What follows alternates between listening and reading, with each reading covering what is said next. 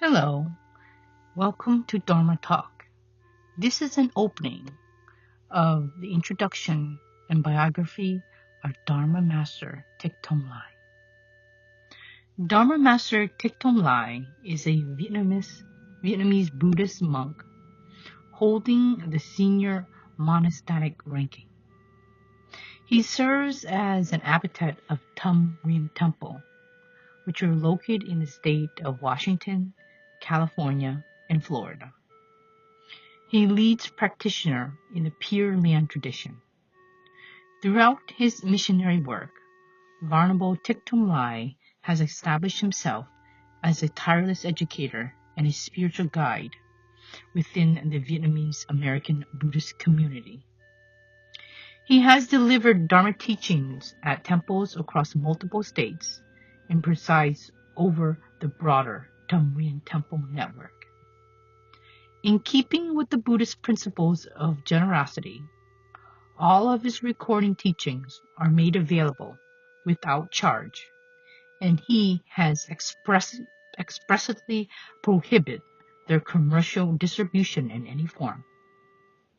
Venerable Thich Lai is widely regarded as a steadfast pioneer of Vietnamese American Buddhist life, distinguished by his devotion to accessible teaching, pastoral care, and the preservation of Vietnamese Buddhist culture and diaspora practice. The Platform Sutra, a Dharma talk by Venerable Thich Lai. Namo Bomsu Tit Kamo Nifa. It is now 7:35 in the evening, on Tuesday, March 17th, 2026. Tonight I offer a special Dharma talk, one that was prophesied for me by my Dharma uncle and the Vinaya master, Venerable Tianiam. They foretold that I would give this teaching when I turned 75 years old. The Platform Sutra of the Sixth Patriarch has been translated many times, but this particular translation was completed by my Dharma uncle, the Most Venerable Hieu Quang, the younger brother of the Most Venerable Hieu Tan, to whom I call Sutuk. Among those who assisted in the translation was a person of Western origin, a French woman who had not ordained in a Vietnamese temple. When I was 7 years old, my mother, who had not yet passed away, she died when I was 9, brought me to Long Tien Pagoda to meet Venerable Hieu Tan. He administered the 3 refugees and 5 precepts to me. In those days, receiving the 5 precepts was a very special occasion, and a formal ordination platform was just open for me. Venerable Hieu Tan presided as head of the ordination platform, and the Vinaya master was present. Do you know what a Yet Ma is? In the old days, every temple had a Yet Ma, a person who handled matters of upsotha ceremonies, rituals, ordinations, and disciplinary proceedings. The Yet Ma was like a judge within the monastery. This particular Yet Ma was a woman. I habitually called her Venerable Nun Thich Nu Tien Niem, though within the temple, everyone simply called her Yet Ma Tien Niem. After the ordination was complete, the Venerable told my mother, "This boy has very deep karmic seeds. In the future, he will leave home and become a monk." My mother had once been a nun herself, so she understands how difficult monastic life could be. She replied, "He is the only son in our family. Please, Venerable, do not say such things. If the child hears it and cannot follow through, it will be a sin." She was cutting off my possibility, you see. That is why I say, if I had not lost my mother, then I would never become a monk. She made me bow quickly, receive the precepts, and then hurried me out. But I told her I wanted to eat sweet soup, because we were very poor at home, and I did not want to leave. I said, "Wait, I want to eat chi soy nook." Then Yet Ma Tien Niem brought me a bowl of sweet soup and said to my mother, "You yourself were once a nun. Why is it that you see your son has the seed of the Dharma, and yet you seem unhappy? Why don't you let the child stay and chant the refugee ceremony before going home? That is not right." My mother replied, "I am afraid he is too young. He might ordain for a few days and then not be able to follow through. I'll wait until he's older." Then the Venerable had yet Ma Tianyim set up a formal assembly for me to make a public confession. I remember it was a full moon day. About 500 lay people had come out to Longtian Pagoda. I stood up and said, "Honored assembly," because Venerable had posted a note saying he wasn't eating. I ate the food. Now the Venerable has ordered me to come up here and confess. The ladies were furious, but Venerable Hugh Tan said, "Wait, do not be angry at this novice. Let me tell you something. Your Dharma uncle has not starved, because the celestial beings bring him food." When people heard that a venerable monk in a retreat was being fed by heavenly beings, they came flocking. They came in such numbers that my Dharma uncle became famous throughout the region. French women came to make offerings too, and these French ladies were very attractive. One night after everyone else had gone home, one French lady waited until the place was empty and tried to climb into the retreat chamber.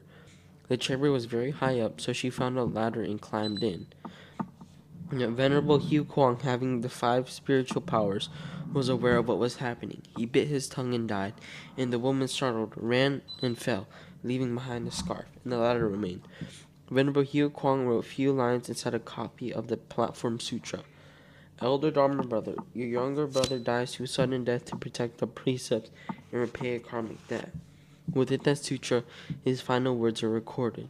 He wrote, "The person with karmic affinity to teach this sutra is Min Hyu, which was my Dharma original name, not Thong Lai. Do not speak of this matter. No one is permitted to use this sutra until Thong Lai reaches the age of 75. Then Min Hyu will bring it forward, and Thong Lai will reach from it. And when the teaching is complete, the copy is to be burned." That is why, this afternoon, I took her photo. Yeah, Ma's photo. Gave it to Hong Duk. "Starting tomorrow, let us prepare an offering tray for your patriarch." I'm reviewing the prophetic words of these people, spoken over 70 years ago. She then said, "You must accept female disciples. Only then can you redeem the karmic debt of your mother. Your mother was a woman who ordained, and then returned to lay life, so you must accept women." Venerable Hugh Lam was a great monk who lived on Chai Tu Mountain in Ben Hao. He used to go deep into the forest wood to collect firewood for the monastic community. One afternoon, he fell asleep in a hollow and was startled awake to find 5 tigers standing around him, poised to pounce. If he had moved, then they would have attacked immediately. He then made a vow: "If the mountain and forest spirits protect me, so that I may live and continue to transmit the Dharma lineage, then upon returning safely, I will build a temple right here in this hollow." After making the vow, he closed his eyes and waited. When he opened them, he saw that the tigers were gone, and from that point on, he started to build a hut there. The villagers named it Chao Hang Ong Ki, the temple in the hollow of the sheltering master. Venerable Hugh Lam practiced ascetic Buddhism, not the kind that Mat Tong we know as Fawa for supporting the moment of death, but practice for exorcism. People came to him for all manner of illness and afflictions. He chanted only 2 mantras, the Surangama and the Kundi. His fame spread far and wide. Beyond subduing tigers and exorcising spirits, he also healed illnesses with medicinal herbs. Every case was cured. Eventually, people became jealous. Certain sorcerers and practitioners of black magic rose up against him. They sent their dark spirit soldiers to attack him. They sent a tiger, and in the end, Venerable Hugh Lam was killed by that tiger. When a practitioner of ascetic arts died without a successor, the spirits who served him go out and wreak havoc on the village. And after his death, those spirits ran wild, seizing people everywhere, and because no one was making offerings to them. The people appealed to Venerable Hugh Tan, who dispatched Venerable Hugh Kwong, my Dharma uncle, the one who had translated the Platform Sutra, to deal with the situation. In order to manage these spirits, Venerable Hugh Kwong had to begin practicing Mat Tong himself, and once he did, he became famous in his own right. One day, a French colonial administrator arrived, and he brought with him a young daughter who was gravely ill, untreatable by any French doctors or hospitals. He heard that Venerable Hugh Kwang had great healing abilities, so he brought the young woman to stay at the temple for 1 week. Venerable Hugh Kwang treated her. Her illness was cured, so she returned to Saigon. But then the illness suddenly came back. They brought her up again, treated her, she was cured, but then she fell ill again. This cycle repeated again and again. My Dharma uncle then said, "This girl has a root to practice Buddhism. Let her stay here permanently." That is why, this afternoon, I took her photo. Yeah, Ma's photo. Gave it to Hong Duk. Starting tomorrow, let us prepare an offering tray for your patriarch. I'm reviewing the prophetic words of these people, spoken over 70 years ago. She then said, "You must accept female disciples. Only then can you redeem the karmic debt of your mother. Your mother was a woman who ordained, and then returned to lay life, so you must accept women." Venerable Hugh Lam was a great monk who lived on Chai Tu Mountain in Ben Hao. He used to go deep into the forest wood to collect firewood for the monastic community.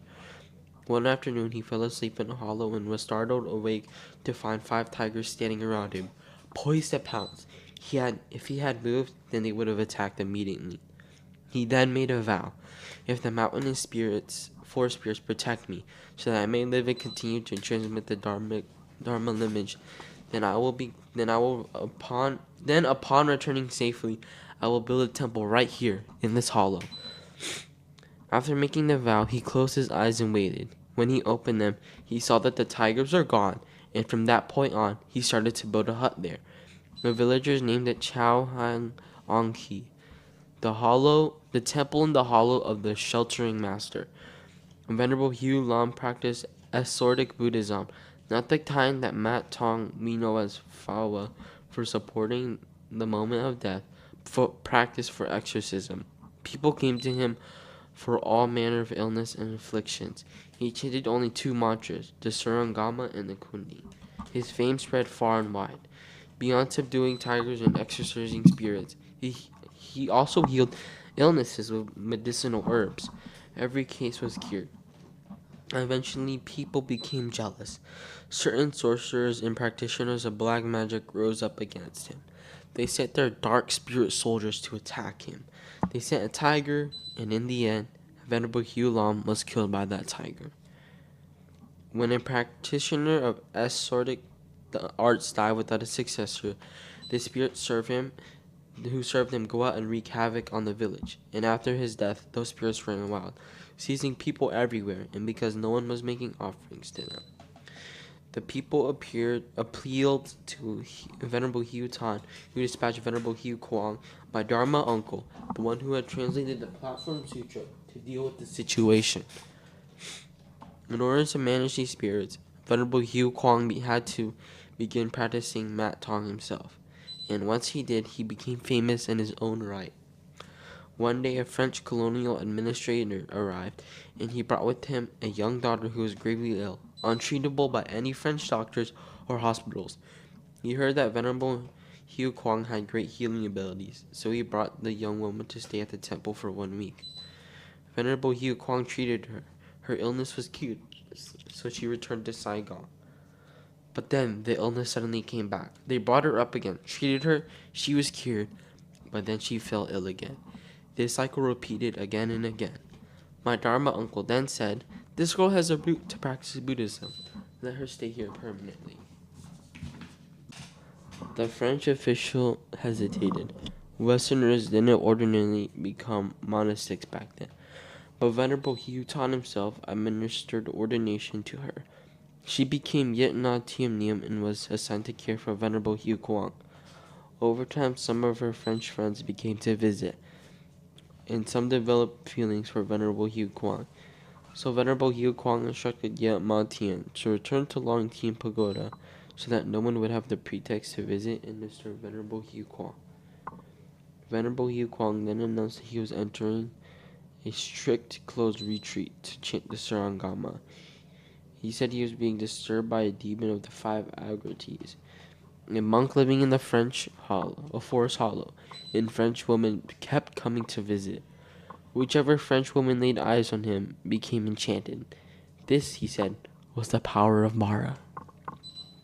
From that point on, then the Venerable issued orders that no one was permitted to enter, except me, your master, me or your master.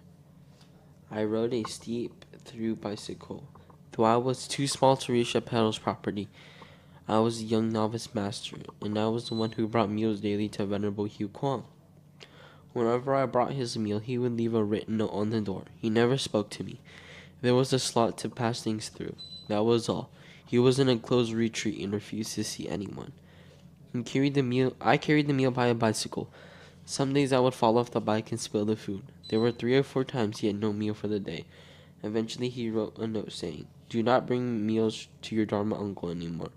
I didn't dare tell anyone because I assumed that he was angry at me.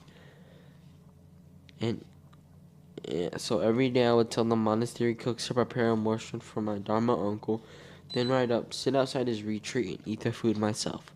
For 3 whole weeks, every day there was a note on the door to not bring food. I would sit there and eat, but I was worried. Then one year after he entered retreat, he came out and said, "Child, do not worry. Your Dharma uncle is not hungry. You eat with an anxious, scattered mind, and you'll hurt your stomach."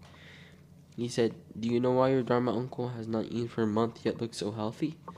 Because celestial beings bring him food from the heavens. One heavenly meal fills for one entire week. You remember, but don't tell anyone." I said, yes, I wouldn't dare tell anyone. They think I was crazy. So I kept that secret. This means my Dharma uncle had cultivated to such a level that heavenly beings brought him food, and I, meanwhile, got to enjoy a kind of blessing by association. After this, Venerable Hyotan somehow knew. One day he called me. "For the past month, your Dharma uncle has not been eating the food you bring." "Yes," I replied. "How did the Venerable know?" "That is why I'm your master, child. You have been committing an offense. The lay people do not donate food for you. The major benefactors donate the bird's nest soup for your Dharma uncle, and you have been eating it. That is theft. Taking what does not accord to the donor's intention, you must confess." Then Venerable Tianyim said, "He will leave home in the future. He was born on the Buddha's day, at the Buddha's hour, in the Buddha's month, and in the Buddha years. No one stumbles into that." Venerable Hyotion added, "Even if you obstruct him, he already has the destiny of the Buddha's path. You cannot stop it. Even if you don't want him to, he will still become a monk. You know this. You yourself have practiced and then returned to lay life, so you should understand." My mother repented. Then the Venerable said something strange. "Listen to me. In the future, he'll become a monk who brings glory into the lineage, but he will contribute nothing to this ancestral temple of Long Tien." Isn't that odd? An outstanding temple who will contribute nothing to the ancestral temple. I didn't understand it at the time, and my mother found it strange too. Then the Venerable called me over and said, "In the future, when you become a monk, you should only accept male disciples. Do not accept women, because accepting women will bring afflictions into your system that you will not be able to bear." I said, "Yes, I understand." Then the Venerable asked, "Do you know what my Dharma name is?" "Yes, my mother told me." "THÖNG HIEU HA TAN." He said, "Correct. I took my name from the lineage of the 6th patriarch Hugh Nang, so I'm called Hugh Tan." Then my Dharma uncle Hugh Kwang said, "Do you know who I am?" "No, I don't," I replied. "I'm Hugh Kwang. The character Hugh is for monastics," my uncle said. Venerable Hugh Tan then said, "When you have disciples, what characters will you give them? You cannot use Hugh, as that would be disrespectful, a transgression. You are permitted to use the character Tiu. Tiu is almost the same as Hugh." At that moment, Venerable had already given me the prophetic transmission. Then, yet Ma Tianyim said I also must accept female disciples. "If you only accept men, that is not equal." I asked her, "If I agree to accept female disciples, what character should I give them?" Yet Ma Tianyim recited the verse, "Min Nu Hong Nat Li Tru Tien," symbolizing clarity and brilliance. Like a red sun shining in the middle of the sky, she said, "In the future, when you accept female disciples, Give them the character Hong. About 2 weeks ago, I opened my mailbox and found a package. Inside was a note saying that Go Tanfung, while studying at Van Han University, before she fell ill, had sent this package. She asked it to be delivered to TTT. By that time, I already had escaped to America. The person in Vietnam had kept this sutra for decades. Now, having recently learned how to reach me, they sent it. I opened it, and it was the sutra of my Dharma uncle, Hui Kwang. Isn't that extraordinary? This year, I am exactly 75 years old. Everything has come full circle, like the film rewinding. My Dharma uncle, who specialized in chanting the Sangargam, why was he still troubled by demonic interference? It's because the higher the Buddha, the taller the demon. Let me explain this in relation to my disciple. His name is THONG. He doesn't often chant the Sangargam. Easily fell under demonic influence and has left monastery life. But Yuan, who specializes in chanting the Sangargam, why is she also being troubled by demonic forces? Someone who practices the Sangargam is naturally protected, but Yuan has fallen into a situation similar to my Dharma uncle, Hui Kwang. Taesung, on the other hand, doesn't chant it, so of course, he gets tested. Taesung went to Vietnam recently and got entangled and intermingled with a Vietnamese girl. He's a young, talented eye doctor, so the demonic obstacle led him into that situation. That is why Taesung can only keep 8 precepts now. As for Yuan, because she specializes in chanting the Sangrama, the American man who loves her has subjected to a 3-tiered celestial demonic force. Even if you brought Miss Universe to trade places with her, I guarantee he would not switch. So here is a 65-year-old American man enchanted by a 72-year-old woman without having anything of physical affection. Because she chants the Sangargam, she's being disturbed by demonic forces, which means she already has great spiritual power. If she were to die at this moment, she could ascend to the heavenly realm of Maitreya Buddha without even needing to chant a single line for her. Using this demonic eye, Mara saw that this American man had been her husband in many past lives. So it's pushed him to become infatuated and drawn to her. An American man cannot normally be infatuated with a 72-year-old woman.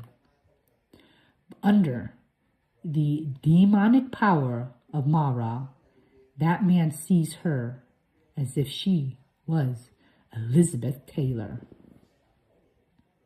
I assure her, if she were to marry, within 3 months, Maha would withdraw its supernatural power. At that point, the husband would no longer be enchanted by her, and then he would turn her back. He would turn his back on her. That is the law. People who use love talisman are using the power of the three-tiered celestial demon. When the spell wears off, it turns to hatred. Now, in conditions, you all understand the origin of this sutra. It is a joint translation by two people. Venerable Hui Kwang translated the sutra according to its meaning, not word by word. Similar to how Venerable Kamvachava worked. For example, translating literally means recounting every single utensil and food item I consumed at lunch today. Translating by meaning simply means saying, at that meal the master ate. This sutra has been translated by many people, but Venerable Hui Kwang's translation, combined with Yitma Tien Niem's work, also drew upon the translation of Mr. Lei Din Tum. The style of writing is simply more refined. Venerable Hui Kwang and Venerable Thich Tan Niem were working on this joint translation together, but before it was complete, my Dharma uncle was killed. A French woman climbed into his retreat chamber, drawn by demonic force, intending to break his vow. He bit his tongue and died to protect his precepts. My Dharma uncle titled the preface, Namo Tang Dru Tambo, homage to the eternally abiding triple gem. The Buddha path is the path of supreme Buddha. The Dharma of the Buddha is profound and wondrous. A single word of scripture contains infinite meaning. A single verse contains infinite intention. The Buddha's path advocates practice for liberation from the ocean of suffering and the river of delusion. Because sentient beings are afflicted with many illnesses, the teaching comes in many forms. The 4 types of teaching methods. Number 1, sudden teaching. Sudden teaching is direct pointing to the true mind, seeing one's nature, becoming a Buddha. Like directly telling you to go cut down a tree. The person takes a saw, cracks it, and the tree falls. Number 2, gradual teaching. Gradual teaching is like giving you a rope and telling you to pull slowly. Keep pulling it until it falls. Number 4, esoteric teaching. Ma Tang. That's number 3. Number 4, skillful means teaching. Skillful means teaching means using expended methods to liberate sentient beings. The 4 types of teaching doctrines. Number 1, Tripakata teaching. This is for people who study Buddhism from the 3 collections of scriptures.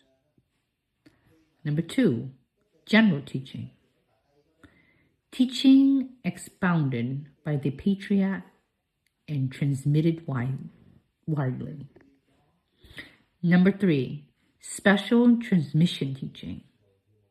It's like matang, not widely transmitted. Also like Zen, transmitted outside the scriptures, not established in words. Number 4, complete teaching. Teaches everything. Zen, Pure Land, Astro Trick, Dharma, Lakasan school. The student finds their karmatic affinity and chooses one path. Venerable Hui Kwang goes straight to the sudden teaching, teaching the non-dual Dharma gate. Form is emptiness. Emptiness is form. Zen and Pure Land are the same. Astrotic and Pure Land are not different. To illuminate one's own mind is enlightenment. To forget one's own mind is delusion. Enlightenment is Buddha. Delusion is a sentient being. Buddha and sentient beings share the same original true mind. They differ only in being enlightened or deluded. The Master and all of you are fundamentally the same. I am more enlightened, so I sit up here and teach my enlightenment. Gradually, as you shed your delusions, one day someone among you will sit here, just as me too. The Dharma then makes a very insightful statement. Disciples, perhaps by the time you receive this sutra, I will have already gone, dwelling in some realm, fulfilling the duty of repaying gratitude to the Buddha. But listen to this word. Arise through conditions and are born through confusion. He gives us an amp example. A married man is abandoned by her husband, who goes off with another woman. The wife, entire side, calls that other woman an evil demon. But look carefully. Does the evil demon and her lawful wife actually look different? No. The label evil demon is what you assign to her. But is she actually a demon? With the sutra, people carry titles like Bhikkhu, Varnable, Elder Monk, Novice. They're just words.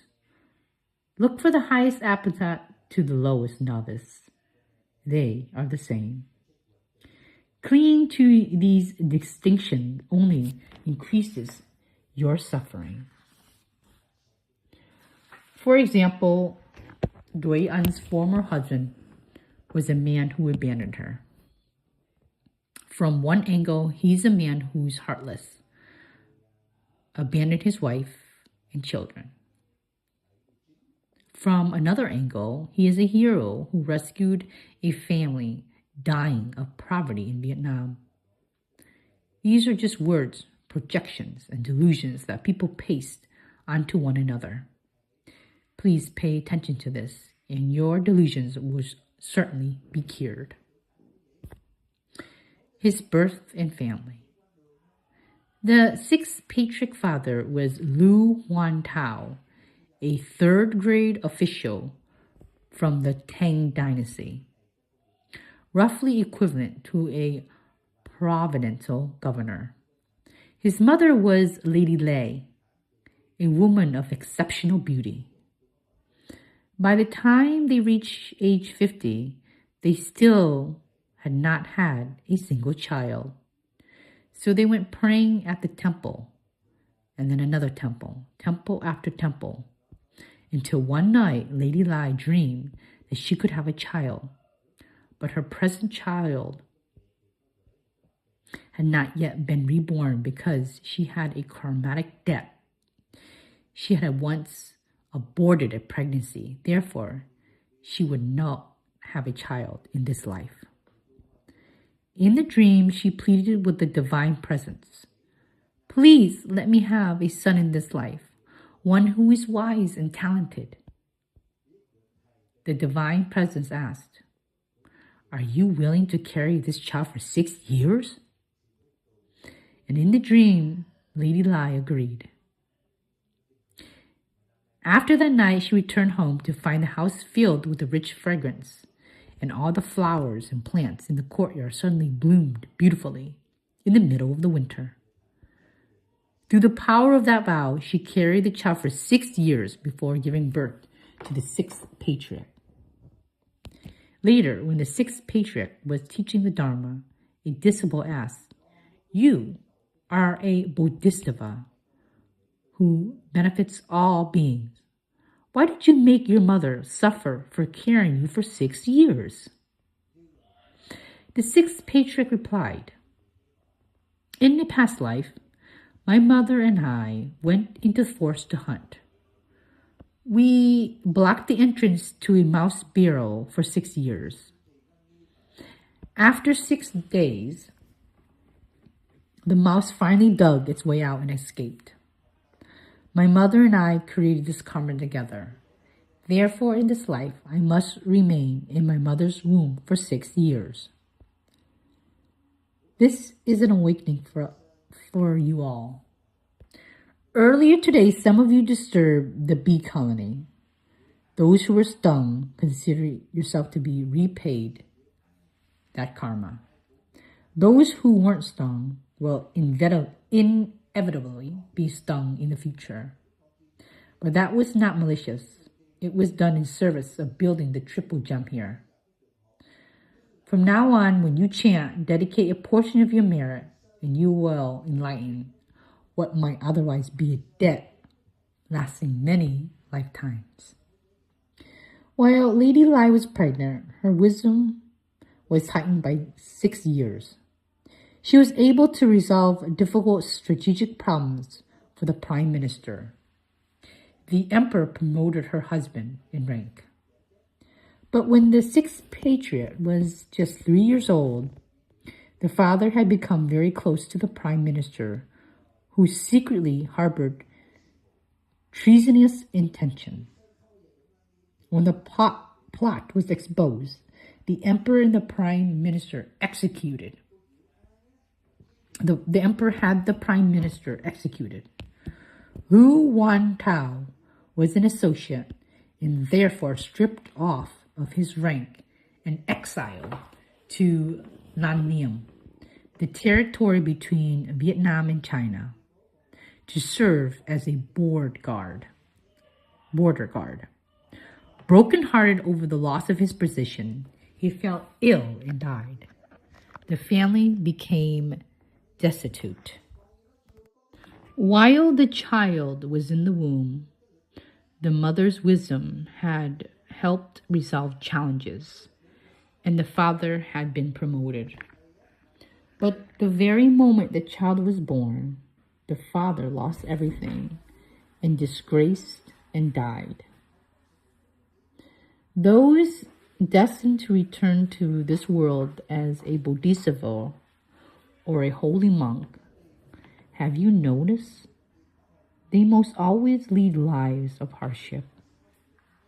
Orphan, motherless, or fatherless.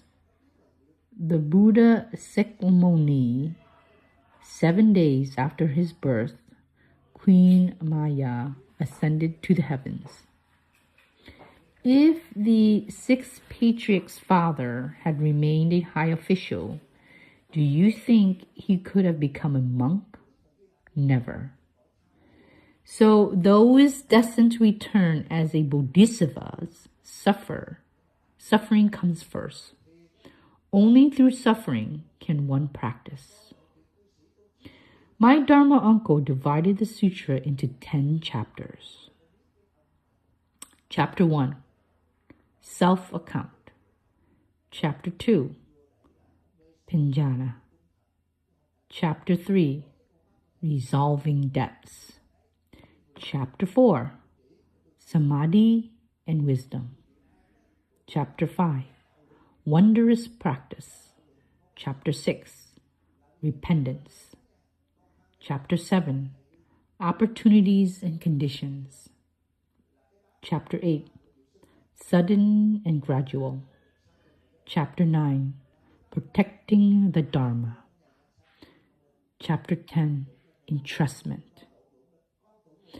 The chapters on self-account is the sixth patriarch telling his own story, just as I told you the reason why I have this copy of the Platform Sutra. You now understand the karmatic consequences through which this sutra has been transmitted to us. Key events in the sixth patriarch's life. After Lu Huan Tai Dao died, Lady Lai raised the sixth patriarch alone. Wei Nang sold firewood in exchange for rice to support his mother. Until the age of 24, he heard the Dharma Sutra being chanted and had a moment of awakening. He then traveled to Hangami Monastery to pay respects to the fifth patriarch. In the year of the mice, first year of the Ni Fung reign, on the 8th day of the first month, Wei Nang encountered Dharma Master Ang Thang, who was teaching the Nirvana Sutra but could not answer the question from his disciple. The sixth patriarch offered the explanation. After hearing it, Master An Tang said, I expound the sutra like pebbles and stone. You expound the sutra like golden dragons. Who are you? A layman? To be teaching like this? Are you the one whom the fifth patriarch transmitted the robe? The patriarch replied, yes. And at that moment, the entire assembly was moved. Master Antang then organized an ordination platform to confer the bhikkhu precepts upon the lay person. The robe of a bhikkhu is very important. The patriarch had already received the patriarchal transmission, yet was still a lay person. And it was this other master, essentially a disciple, who formally organized the ordination ceremony to confer the monastic precepts upon a bodhisattva. The ordination platform was originally founded by Triptaka master Gombhadra of the Thong dynasty. He had carved a stone inscription. At this place, several hundred years from now, there will be a bodhisattva in human flesh who will receive the great precepts here. In the early Tang era, Tripitaka Master Triduk planted a Bodhi tree inside this ordination platform. He also left a prophecy. In 170 years, a bodhisattva in human form will sit underneath this Bodhi tree and expound the supreme vehicle, liberating immeasurable beings. From the first year of the Tang Zhai realm to the first year of the Ni Fung realm will be exactly 170 years. The ancient prophecies of the saint were precisely accurate. Upon arriving at Tao Kiu and entering Wu Lam Temple, they found the space too small to accommodate the great assembly. Wishing to expand, the patriarch sought meeting with the landowner. A man named Tran A Tien said, Today, this old monk has come to your home, wishes to request a piece of land, just enough to fit this meditation cushion. Would this be possible? The sixth patriarch was already famous. Monks had brought hundreds of bhikkhus to seek him. Tran An Tiem, thinking it would be A tiny piece of land agreed without sending anyone to measure it. The patriarch then invited all the local officials as witnesses, unfold the cushion, and it expanded and expanded, spreading out to cover more than 100 mao of Tao Q's land. All four corners of the cushion was guarded by the four heavenly kings. When Chun An Tien heard the monk's cushion had covered all his ancestral land, he came out in a panic and said, "Venerable, I know your Dharma power is vast, but our ancestral graves lies throughout this land. I ask only one favor. From this day forward, whenever you construct a sutra or any building, please leave the grave site of your ancestors untouched." The patriarch agreed.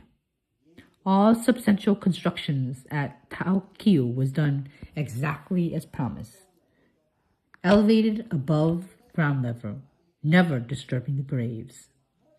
13 temples compound were established on that land, with over 13,000 disciples residing and practicing there. The Dragon of Vu Lam Temple. In front of the Buddha Hall, there was a large pond where a dragon frequently appeared. This causes the building to tremble and shake. One day, the dragon appeared in great form, rising up mighty, clouds dark and thick. The whole assembly was afraid. The sixth patriarch called out, "You can only manifest a large form. I doubt you can manifest a small form. If you are truly a divine dragon, you can be small and large. Manifest yourself small." The dragon roared, "How small do you want?" The patriarch held out his alms bowl. "Your body now fills the entire void of the sky. Many can do that. But can you fit yourself inside this bowl? Then I will truly be impressed." The moment these words were spoken, the dragon contracted its form and appeared as a tiny dragon in the water. The patriarch held out the bowl. The dragon could not resist and swam in. The patriarch caught the dragon and covered it. He brought the dragon into the temple and taught the Dharma to it, and the dragon shed its colorful body and disappeared, leaving behind only a skeleton 70 centimeters long, complete with head, horn, tails, and leg. This relic was preserved at the temple. The 17 years in hiding. After the sixth patriarch received the patriarchal transmission, he had to flee because the disciples of Venerable Shenzhou were searching for him to steal the Buddha's robe and bowl and kill him. That is why, if the robe of Sakmani Buddha was truly still being transmitted in this world, do you think anyone who received it could stay alive? No. So the Buddha chose not to continue the transmission. With the sixth patriarch, the transmission ended. He had to hide among hunters for 16 years. Hunters boil meat and kill animals. He would gather vegetables and put them into the pot along with the meat to eat only the vegetables. For 16 full years, he ate this way. Then when Master Thong was expounding the Nirvana Sutra poorly, the patriarch corrected him, and Thong, who was the teacher, became the disciple and organized the ordination for a Bodhisattva. Beginning the main text. Now we arrive at the main text. the platform sutra of the Zen school of the Eastern Land. The great master sixth patriarch Hui Nang recorded by his disciple Fap Hai recorded. Today, I give this Dharma talk. Whoever records it, that person's name is attached to the transmission. Similarly here, sixth patriarch Hui Nang expounded the Dharma. Bhikkhu disciple Fap Hai recorded as a sutra. In this passage, Bhikkhu Fap Hai asks, Varmo, when you write down these words, should we title it Sutra or Commentary? The sixth patriarch said, please title it Sutra. Then Venerable Sin Hui asked, only Buddhas and Bodhisattvas may be titled sutras. Who are you, Master? The patriarch replied, I said to title it Sutra, so title it Sutra. Do not ask anything further.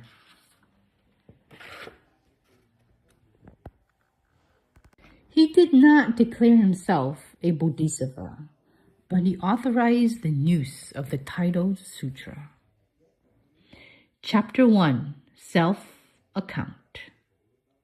People ask, Patriarch, in these 16 years since you received the robe and bowl from the fifth patriarch, where did you go? How did you live? Please tell us. At that time, the sixth patriarch arrived at Vu Lam Temple. The governor of Tre Chao, named Hoi Vi, together with other officials, came to the temple and invited the patriarch to go to the great lecture hall of Dui Feng Temple in the city to open the teaching and expound the Dharma for the great assembly. When the patriarch first went to teach publicly at Vu Lam Temple, people in attendance were 30 court officials, 300 Confucian scholars, and 1,000 monastery and lay people. The sixth patriarch said, Virtuous one, this self-nature of Bodhi is ordinary, pure.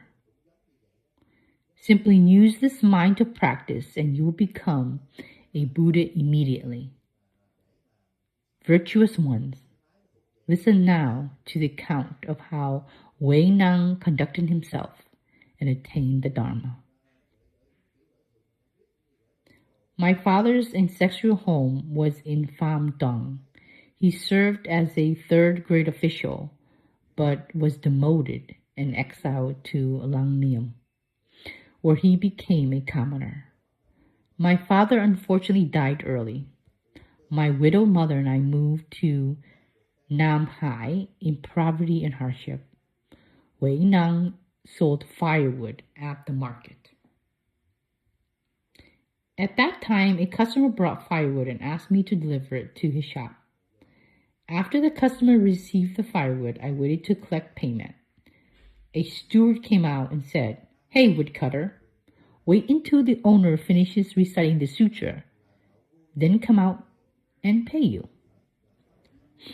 Because of the circumstances, waiting to collect money, he sat listening to the sutra, hearing it, and his mind suddenly awakened. He asked which sutra was he being chanted. The shop owner said, the Diamond Sutra. He asked, where did this sutra come from? The owner replied, it came from Kai Chau, Huan Mai County, East Meditation Temple. This temple was the fifth patriarch's Venerable Huang Nan, presiding there as Dharma Master, with more than 3,000 disciples. Why do you ask? It seems you didn't even know how to read. That's right. But you became awakened at the phrase, abiding nowhere, let the mind arise. For all of us here, when the mind arises and is attached to something, that is not the Buddha's mind. The Buddha's mind is one to which nothing clings. Whatever comes, comes. Whatever goes, goes. The phrase, abiding nowhere, let the mind arise, awakened him. The ability to read is a form of acquired knowledge. I noticed that the more educated disciples like THONG go everywhere. Tibet, Chinese temple, Thai temples, because such people fall into worldly cleverness and intellectual argument, which is one of the 8 obstacles to practice. That it's for today, I'll continue tomorrow. There are still much more, very long, 2 hours per session each day. At this pace, I estimate it may take several months to finish. I'll be here until the 21st. Then I'll conduct a funeral service for that gentleman. Then continue. Then I'll go to Florida and continue teaching there. I decide to teach slowly until slowly finish, slowly burn slowly. Let us dedicate this merit to all the disciples and sentient beings, that may all be perfectly fulfilled, that they all perfectly fulfill the Buddha's path. Sentient beings are boundless. I vow to liberate them. If fictions are exhaustible, I vow to sever them. Dharma gates are immeasurable. I vow to learn them. The Buddha's unsurpassed path, I vow to attain it. Today I ascend the Dharma seat and expound the Platform Sutra, translated from Chinese into Vietnamese by my Dharma uncle LAI Quang and Varnamo Yet Ma Tien Niem together. Whatever the merits there may be, I, Bhikkhu Thich Tom Lai, dedicate it all to sentient beings in the Dharma realm. To all Buddhists present here learning to the Dharma in the Dai Thang Sutra of LAI. To all Buddhists in all 50 states of America who are hearing the Platform Sutra. And to all Buddhists in Vietnam who have the karmatic infinity to hear this teaching. May all of you perfectly attain the Buddha's path. Nam Mô Công Đức Nam Bồ Tát Ma Ha. Great Witness. Tomorrow, 7:30, I will continue teaching the next section of the Platform Sutra. I respectfully invite you all to please listen again.